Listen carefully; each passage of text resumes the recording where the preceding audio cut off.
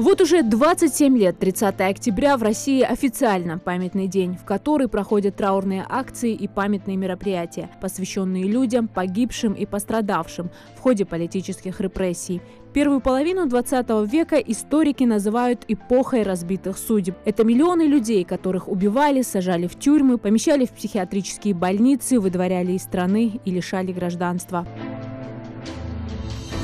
Пик сталинских репрессий пришелся на 1937-1938 годы, когда по официальным данным по политическим обвинениям было арестовано более 1,5 миллиона человек. Около 700 тысяч расстреляны. В повседневную жизнь советских людей вошло понятие «враг народа». По решению Политбюро от 5 июля 1937 года жен врагов народа заключали в лагеря на срок не менее чем 5-8 лет.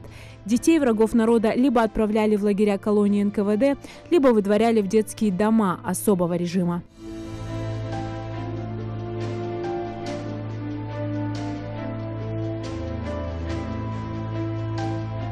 Также в сталинские годы 3,5 миллиона человек было репрессировано по национальному признаку, в том числе и ингушский народ. В 2 часа утра 23 февраля 1944 года началась самая известная операция «Чечевица» по этнической депортации ингушей и чеченцев.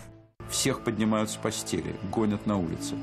Людям объявляют, что они все изменники и выселяются в Казахстан и Киргизию. На сборы 20 минут. В те годы шла Великая Отечественная война. Ингушские мужчины даже после необоснованных обвинений о предательстве остались на фронте и продолжали биться с врагом за Советский Союз. 23 февраля в Ингушетии также проходят траурные мероприятия. На мемориале памяти и славы установлен вагон, точно такой же, в каких перевозили народ в Сибирь. В этот день принято приводить сюда детей и внуков, потому что забыть трагедию такого масштаба – преступление. Все это делается лишь для одного, чтобы в последующем нигде такого не происходило, чтобы целые народы брались и переселялись куда угодно, кому-то или какой-то группе лиц.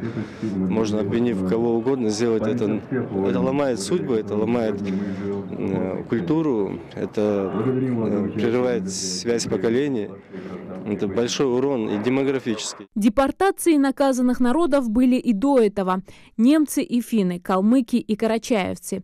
И после балкарцы, крымские татары и проживавшие в Крыму греки, болгары и армяне. 18 октября 1991 года наконец принят закон РСФСР о реабилитации жертв политических репрессий. А в прошлом году в Москве ко Дню памяти и скорби открыли новый памятник, посвященный тем, кто в 20 веке пережил лагеря, и тех, кто ушел навсегда.